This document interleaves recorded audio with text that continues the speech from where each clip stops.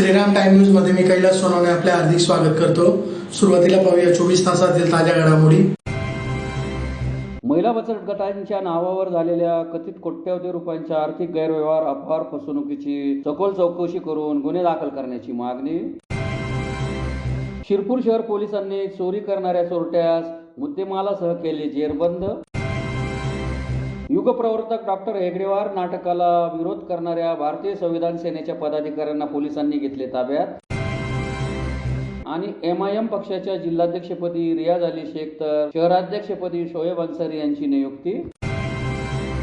आता बातमीपत्र विस्ताराने। धुळे जिल्हा परिषद अंतर्गत पंचायत समिती व ग्रामीण जीवन उन्नती अभियान तसेच मानव विकास योजना 2022-23 अंतर्गत महिला बचत गटांच्या नावावर झालेल्या कथित कोट्यवधी रुपयांच्या आर्थिक गैरव्यवहार अपहार फसवणूक प्रकरणाची तात्काळ चौकशी करून संबंधित वरिष्ठ अधिकाऱ्यांवर गुन्हे दाखल करून कठोर विभागीय कारवाई करावी या मागणीसाठी दक्ष पत्रकार संघ धुळेतर्फे जिल्हाधिकारी कार्यालयासमोर निदर्शने करून निवेदन देण्यात आले। धुळे जिल्हा परिषद अंतर्गत पंचायत समिती व ग्रामीण जीवन उन्नती अभियान तसेच मानव विकास योजना 2022-23 अंतर्गत महिला बचत गटांच्या नावावर झालेल्या कथित कोट्यवधी रुपयांच्या आर्थिक गैरव्यवहार अपहार फसवणूक प्रकरणाची तात्काळ चौकशी करून संबंधित वरिष्ठ अधिकाऱ्यांवर गुन्हे दाखल करून कठोर विभागीय कारवाई करावी या मागणीसाठी दक्ष पत्रकार संघ धुळेतर्फे जिल्हाधिकारी कार्यालयासमोर निदर्शने करून निवेदन देण्यात आले। निवेदनात म्हटले आहे की धुळे जिल्हा परिषद अंतर्गत पंचायत समिती मार्फत ग्रामीण जीवन उन्नती अभियान व मानव विकास योजना 2022-23 अंतर्गत महिला बचत गटांच्या माध्यमातून उद्योग उभारणीसाठी विविध मशिनरी प्रशिक्षण व आर्थिक सहाय्य पुरवण्यात आले। शासनाच्या या अत्यंत महत्त्वाच्या महिला सक्षमीकरणाच्या योजनेचा लाभ प्रत्यक्ष गरजू महिलांपर्यंत पोहोचविण्याऐवजी संबंधित अधिकारी कर्मचारी समन्वयक संबंधित वेंडर यांच्या संगनमताने मोठ्या प्रमाणावर आर्थिक गैरव्यवहार झाल्याचा गंभीर संशय निर्माण झाला आहे। या संपूर्ण प्रकरणी आम्ही अनेक वेळा लेखी तक्रारी केल्या असून या तक्रारींची प्रत जिल्हाधिकारी कार्यालय, मुख्य कार्यकारी अधिकारी, जिल्हा परिषद, जिल्हा व्यवस्थापक कार्यालय, तालुका व्यवस्थापक कार्यालय, ग्राम विकास विभाग, महिला व बाल विकास विभाग तसेच इतर संबंधित कार्यालयांना देण्यात आलेली आहे। आपल्या कार्यालयाने सदर प्रकरणाची चौकशी करण्यासाठी संबंधित कार्यालयाकडे पत्रव्यवहार देखील केलेला आहे। तरी देखील आजपर्यंत कोणत्याही संबंधित अधिकाऱ्यावर प्रभावी प्रशासकीय अथवा फौजदारी कारवाई झालेली नाही। उलट चौकशीस विलंब करून संबंधितांना पुरावे नष्ट करण्याची, कागदपत्रांमध्ये फेरफार करण्याची व तक्रारदार महिलांवर दबाव आणण्याची संधी उपलब्ध झाली आहे व त्या अनुषंगाने त्याची संबंधितावर अशा प्रकारचा प्रयत्न देखील केलेला आहे असे ऑडिओ व व्हिडिओ रेकॉर्डिंग उपलब्ध आहे। मानव विकास योजना 2022-23 अंतर्गत विविध महिला बचत गटांच्या नावावर उद्योगासाठी मशिनरी मंजूर करण्यात आली। प्रत्यक्षात अनेक गटांना निकृष्ट दर्जाची वापरलेली अपूर्ण किंवा उपयोगात न येणारी मशिनरी देण्यात आली असल्याचे महिलांनी लेखी स्वरूपात नमूद केले आहे। काही ठिकाणी मशिनरीची बाजारभावापेक्षा अनेक पटीने वाढीव किंमत दाखवून शासनाची फसवणूक करण्यात आल्याचा गंभीर संशय आहे। अनेक बचत गटांच्या संमतीशिवाय धनादेश काढण्यात आले, आवश्यक माहिती देण्यात आली नाही तसेच महिलांना अंधारात ठेवून आर्थिक व्यवहार करण्यात आल्याचा आरोप आहे। या संदर्भात सर्व तक्रारी, निवेदने, ऑडिओ, व्हिडिओ, स्टॅम्प पेपरवरील प्रतिज्ञापत्रे व इतर पुरावे यापूर्वी संबंधित कार्यालयांना सादर करण्यात आलेले आहेत। म्हणून याची सखोल चौकशी करून संबंधित वरिष्ठ अधिकाऱ्यांवर गुन्हे दाखल करून कठोर विभागीय कारवाई करावी अशी मागणी करण्यात आली। यावेळी दक्ष पत्रकार संघाचे अध्यक्ष दीपकुमार बागोल, रेणुका माता महिला समूह, जय माता दी महिला समूह तसेच सखी महिला ग्रामसभा विश्वनाथ येथील महिला पदाधिकारी उपस्थित होते। नमस्कार, माझे नाव भारती किशोर माळी, जय माता दी महिला बचत गट। आम्हाला बचत गटाच्या माध्यमातून मानव विकास योजनेअंतर्गत ऑल इन वन या मशिनरी आणि भरड धान्य या मशिनरी मिळालेल्या आहेत। आमच्या महिलांची तक्रार गेल्या 3 वर्षापासून सतत तक्रार करत असून आमची कुठेही दखल घेतली गेली नाही। म्हणून आम्ही 15 एप्रिल रोजी एक संबंधित अधिकाऱ्यांशी चर्चा करून उमेद अभियानातले त्यांना सांगितलं की आमच्या ज्या मशिनरी आहेत त्या निकृष्ट दर्जाच्या आहेत आणि महिलांची फसवणूक झालेली आहे, याच्यावर तुम्ही ह्या मशिनरींचं काहीतरी आम्हाला मार्ग काढून द्यावा असं। तर संबंधित अधिकाऱ्यांच्या म्हणण्यानुसार, त्यांच्या कथनानुसार ते म्हटले की आमचं काहीच होणार नाही, खाली वरपर्यंत आमची लाईन आहे, तुमच्याकडनं काही होणार नाही। आम्ही नाशिक विभागीय आयुक्तांना तक्रार केली, आम्ही जिल्हा अधिकारी कार्यालयाला धुळे तक्रार केली, CO ऑफिसला तक्रार केली, BDOंना पण तक्रार केली आणि DRDला पण तक्रार केली, पण आमच्या तक्रारीला 2 महिने होत आले। आजपर्यंत आम्हाला कुठल्याही प्रकारचा न्याय मिळालेला नाहीये आणि कुठल्याही प्रकारची चौकशी झालेली नाहीये। चौकशी करत असताना संबंधितांवर कारवाई करा अशी मागणी असताना त्याच व्यक्ती चौकशीसाठी गावोगावी जाऊन महिलांना धमकवत आहेत आणि पुरावे नष्ट करण्याचा प्रयत्न करत आहेत। तरी आमची शासनाकडे अशी मागणी आहे की जे संबंधित आरोपी आहेत किंवा कथित आरोपी आहेत त्यांना तुम्ही चौकशी दरम्यान या प्रकरणापासून लांब ठेवावं निलंबित करावं आणि जर ते चौकशीमध्ये जर गुन्हे त्यांच्यावर सिद्ध झाले तर त्यांना मात्र फौजदारी गुन्हे दाखल करावे हीच आमची मागणी आहे. शिरपूर शहरात एकाच्या घराचे दरवाजाचे कडी गोंडे उचकून घरफोडी करणाऱ्या चोरट्यात शिरपूर शहर पोलिसांच्या शोध पथकाने जेरबंद करीत त्याच्याकडून 74,000 रुपयांचा मुद्देमाल हस्तगत करण्यात आला आहे. शिरपूर शहरात बंद घरात चोरी करून इलेक्ट्रिक साहित्य लांबवणाऱ्या चोरट्याला शिरपूर शहर पोलिसांच्या शोध पथकाने जेरबंद केले असून त्याच्याकडून 74,000 रुपये किमतीचा मुद्देमाल हस्तगत करण्यात आला आहे. याबाबत अधिक माहिती अशी की शहरातील एका बंद घरातून अज्ञात चोरांनी एक टीव्ही 2 लॅपटॉप चोरून नेले होते. या प्रकरणी 2 जुलै रोजी शिरपूर शहर पोलीस ठाण्यात गुन्हा दाखल करण्यात आला होता. सदर गुन्ह्याचा तपास चालू असताना पोलीस निरीक्षक किशोर कुमार परदेशी यांना मिळालेल्या गोपनीय बातमीच्या आधारे पथकाने तालुक्यातील खर्दे बुद्रुक येथील बस स्थानकावर सापळा लावला. यावेळी रवींद्र राजेंद्र पावरा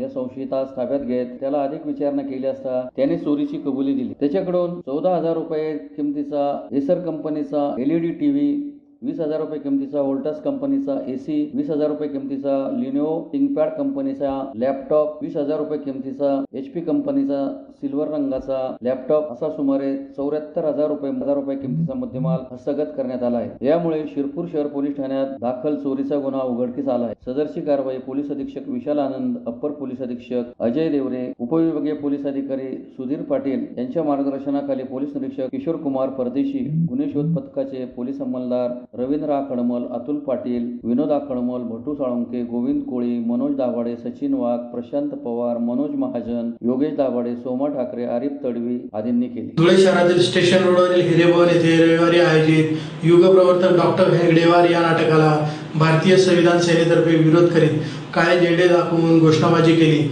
यावेळी पोलिसांनी आंदोलकांना ताब्यात घेतले. धुळे शहरातील स्टेशन रोडवरील हिरेभवन येथे रविवारी आयोजित युगप्रवर्तक डॉक्टर हेगडेवार या नाटकाला विरोध करणाऱ्या भारतीय संविधान सेनेच्या पदाधिकारी व कार्यकर्त्यांना पोलिसांनी ताब्यात घेतले. शहरात भारतीय स्वाभिमान सेनेतर्फे युगप्रवर्तक डॉक्टर हेगडेवार या नाटकाचे बॅनर फाडण्यात आले होते. त्यानंतर हे नाटक होऊ देणार नाही असा इशारा देण्यात आला होता. रविवारी हिरेभवन येथे जाऊन आंदोलकांनी त्या नाटकाच्या प्रयोगाला काळे झेंडे दाखवत आंदोलन केले व जोरदार घोषणाबाजी केली. यावेळी पोलिसांनी पदाधिकाऱ्यांना ताब्यात घेतले. या प्रसंगी आनंद लोंढे, आबासाहेब अमृतसागर, गोपाल शिरसाट, गौतम पाटोळे, भाऊसाहेब बैसाने आदी उपस्थित होते. 2 दिवसापूर्वी RSSच्या पिल्लावळांनी डॉक्टर बाबासाहेब आंबेडकर यांच्या पुतळ्याजवळ जे डॉक्टर हेगडेवार यांचं नाटकाचं बॅनर लावलं होतं ते भारतीय संविधानाच्या नेहमी विरोधात असणाऱ्या RSSच्या प्रचारकाचं, संस्थापक अध्यक्षाचं नाटकाचं बॅनर होतं. त्यामुळे आम्ही ते फाडलं होतं. त्या अनुषंगाने ते 5 जुलै रोजी आज नाटक होतं त्याचं, तर त्याला आम्ही पूर्ण पद्धतीने विरोध केला. ज्यांनी आजपर्यंत भारतीय संविधान फुलेशाह आंबेडकरांच्या महाराष्ट्रामध्ये नेहमी जातीवाद पसरवला होता, जातीवाद वाढवून जातीजातींमध्ये धर्मांमध्ये कसा द्वेष निर्माण होईल अशा पद्धतीचं नाटक त्यांनी तयार केलेलं आहे. नाटकातल्या सगळ्या गोष्टी आम्हाला माहिती पडल्या की ते जातीयवादी नाटक आहे आणि त्याच्यामुळे भारतामध्ये जातीवाद अजून मजबूत करण्याचं त्यांचं टार्गेट आहे. संघ त्यांना मजबूत करायचा आहे. या नाटकाला विरोध करण्यासाठी आज आम्ही पूर्ण भारतीय संविधान सेनेच्या वतीने कालपासून पोलीस प्रशासन आमच्या मागावर होतं. आज सकाळपासून आमच्या सगळ्यांच्या घरावर पोलीस बंदोबस्त होता आणि BJP RSS यांनी जो प्रशासनावर दंबाजी करून त्यांना मजबुरी केली होती की आम्हाला पकडण्याचं, त्या अनुषंगाने आम्ही आज हिरेभवन येथे संध्याकाळी 7 वाजेला ते आंदोलन केलं. त्यांना निषेध व्यक्त केला, त्यांना काळे झेंडे दाखवले आणि हेगडेवार मुर्दाबाद म्हटलं आणि भारतीय संविधान जिंदाबाद म्हटलं. तर पोलीस प्रशासनाने आम्हाला त्या ठिकाणी अटक केली आणि आत्तापर्यंत त्यांनी आम्हाला या ठिकाणी पोलीस स्टेशनला बसवून ठेवलं होतं. त्यांनी आमच्यावर गुन्हा दाखल केला. गुन्ह्याला आम्ही घाबरत नाही. आंबेडकरी समाज रस्त्यावर उतरताना बाबासाहेब आंबेडकरांचं नाव घेताना, संविधान जिंदाबाद म्हणताना कधी घाबरलेलं नाही, घाबरणार नाही. असे शेकडो गुन्हे जरी आमच्यावर दाखल झाले आम्ही मागे फिरणार नाहीत. परंतु आम्ही RSS प्रणित BJP सरकारला ताकीद देतो, महाराष्ट्रामध्ये हेगडेवार यांचं नाटक जिथे जिथे चालू राहील तिथे तिथे भारतीय संविधान सेना त्याला विरोध करेल आणि येत्या काळामध्ये जे काही आता काल परवामध्ये नगरसेवक जे होते, कुठले होते ते, अनुसूचित जाती मोर्चा भाजप यांचे जिल्हाध्यक्ष आणि धुळ्यातले जे काही मनपाचे नगरसेवक होते, SC ST गेले होते, त्यांना एक सांगून आहे की उपवर्गीकरण संदर्भात एक तरी शब्द तुमच्या तोंडामधून निघाला होता का? आणि ज्या व्यक्तींनी बाबासाहेब आंबेडकरांचा सन्मान राखण्यासाठी, भारतीय संविधानाचा सन्मान राखण्यासाठी ते बॅनर फाडलं, तुम्ही त्या बॅनरचं नाव धरून आपल्याच समाजाच्या विरोधात तुम्ही गेलात. तुम्हाला लाज वाटली पाहिजे. बाबासाहेब आंबेडकरांचं स्वप्न, बाबासाहेब बोलले होते की मला शिकलेल्या सवरलेल्या लोकांनी धोका दिला, तुम्ही त्याच्यापैकी आहात. आणि बाबासाहेबांनी सांगितलं होतं की आरक्षणाच्या नावावर जे काही निवडून जातील ते फक्त संसदेत किंवा अशा महानगरपालिकेमध्ये जांभळी देण्यासाठी तोंड उघडतील. पण आता कळलं की अनुसूचित जातीचे नगरसेवक फक्त जांभळी देण्यासाठीच नाही, तर बाबासाहेबांचं संविधान कसं संपेल याच्यासाठी सुद्धा प्रयत्न करत आहात. त्यांचाही मी धिक्कार करतो. आणि येत्या काळामध्ये अनुसूचित जाती मोर्चा जो बीजेपी आहे त्याचाही आम्ही समाचार घेऊ. जय भीम, जय संविधान, जय भारत. धुळे जिल्हा एमआयएम पक्षाच्या जिल्हाध्यक्षपदी रियाज अली शेख, शहराध्यक्षपदी शोएब अन्सारी तसेच युवक जिल्हाध्यक्षपदी सनी वाडेकर यांची नियुक्ती करण्यात आली आहे. धुळे जिल्हा एमआयएम पक्षाच्या जिल्हाध्यक्षपदी रियाज अली शेख, शहराध्यक्षपदी शोएब अन्सारी तसेच युवक जिल्हाध्यक्षपदी सनी वाडेकर यांची नियुक्ती करण्यात आली आहे. एमआयएम पक्षाचे राष्ट्रीय अध्यक्ष खासदार बॅरिस्टर असुद्दीन ओवैसी यांच्या आदेशानुसार तसेच महाराष्ट्र प्रदेशाध्यक्ष माजी खासदार इम्तियाज जलील यांच्या मान्यतेने धुळे जिल्हाध्यक्ष, शहराध्यक्ष व युवक जिल्हाध्यक्ष यांची निवड करण्यात आली. नियुक्तीनंतर जिल्हाध्यक्ष रियाज अली शेख, शहराध्यक्ष शोएब अन्सारी व युवक जिल्हाध्यक्ष सनी वाडेकर यांचा इर्शाद जहागीरदार यांच्या हस्ते सत्कार करण्यात आला. या प्रसंगी पक्षाचे गटनेते लल्लू शेठ अन्सारी, नगरसेवक वसीम मंत्री, नगरसेवक साजिद अली, नगरसेवक शब्बीर पिंजारी, आमिर पठाण यांच्यासह नगरसेवक व कार्यकर्ते मोठ्या संख्येने उपस्थित होते. मुसलमान तर्फे धुळे शहर आणि जिल्ह्याची कार्यकारिणी जाहीर करण्यात आली. त्यावेळी जिल्हाध्यक्ष रियाज अली शेख यांना नियुक्ती देण्यात आली. शहर सदर म्हणून शोएब अन्सारी या एक तरुण कार्यकर्त्याला पक्षाने संधी दिली आणि सोशल इंजिनिअरिंगचा भाग म्हणून एमआयएमनी जिल्हा युवक अध्यक्ष म्हणून सनी संजय वाडेकर, जो आमचा प्रभाग क्रमांक 11 मधला उमेदवार होता, त्याला पण उमेदवारी दिली. एमआयएमच्या ह्या नियुक्तीमधून एक स्पष्टपणे दिसून येतं की एमआयएम सर्व धर्म समभाव सर्वांना सोबत घेऊन जातीपाती न मानता काम करणारा पक्ष आहे.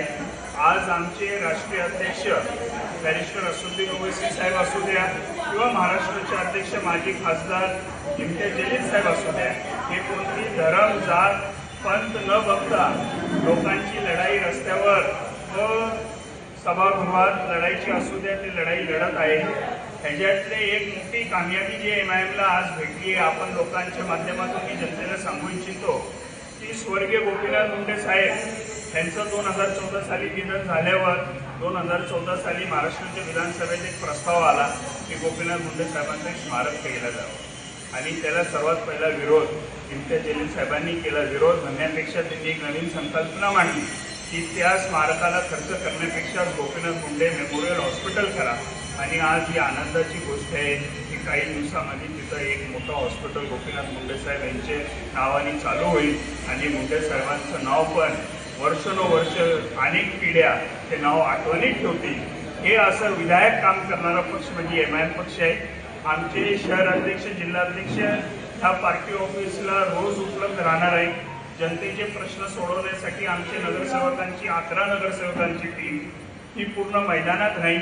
हे त्यांच्याबरोबर खांद्याला खांदा लावून काम करतील हे मला पूर्ण विश्वास आहे.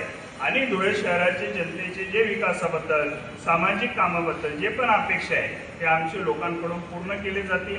आमचे गटनेते इथं अब्दुल लतीफ, लल्लू शेठ हे पण आहे. लवकरच कोर्टात एमआयएमची लढाई होणार आहे. कोर्टात आम्ही विरोधी पक्षनेत्यावर डावा ठोकणार आहे काही दिवसात आणि तो विरोधी पक्षनेता भेटल्यावर पण हा विरोधी पक्षनेता पद हे धुळे शहराच्या जनतेसाठी काम करण्यासाठी एमआयएम त्याचा वापर करील. आणि मला पूर्ण विश्वास आहे आज हे तिन्ही लोक लवकरच यांची कार्यकारिणी जाहीर करतील आणि कार्यकारिणी जाहीर केल्यावर निश्चित हे धुळे शहराच्या जनतेने जे आमच्यावर विश्वास दाखवला ते विश्वाला सार्थक राहतील. आयुष्यात भविष्यात जनतेकडून आमच्यावर दाखवलेल्या विश्वासाला कधीही तडा जाऊन देणार नाही हे मी आज आमच्या पक्षातर्फे आपल्याला आणि जनतेला गवाही देतो. पुन्हा एक नजर ठळक घडामोडींवर. महिला बचत गटांच्या नावावर झालेल्या कथित कोट्यवधी रुपयांच्या आर्थिक गैरव्यवहार, अपहार, फसवणुकीची सखोल चौकशी करून गुन्हे दाखल करण्याची मागणी. शिरपूर शहर पोलिसांनी चोरी करणाऱ्या चोरट्यास मुद्देमालासह केले जेरबंद. युगप्रवर्तक डॉक्टर हेगडेवार नाटकाला विरोध करणाऱ्या भारतीय संविधान सेनेच्या पदाधिकाऱ्यांना पोलिसांनी घेतले ताब्यात. आणि MIM पक्षाच्या जिल्हाध्यक्षपदी रियाज अली शेख तर शहराध्यक्षपदी शोएब अन्सारी यांची नियुक्ती. याचबरोबर श्रीराम टाइम न्यूजचे बातमीपत्र संपले. दिवसभरातील ताज्या घडामोडींसाठी पाहत राहा श्रीराम टाइम न्यूज. भेटूया पुढील प्रसारणात. तोपर्यंत नमस्कार.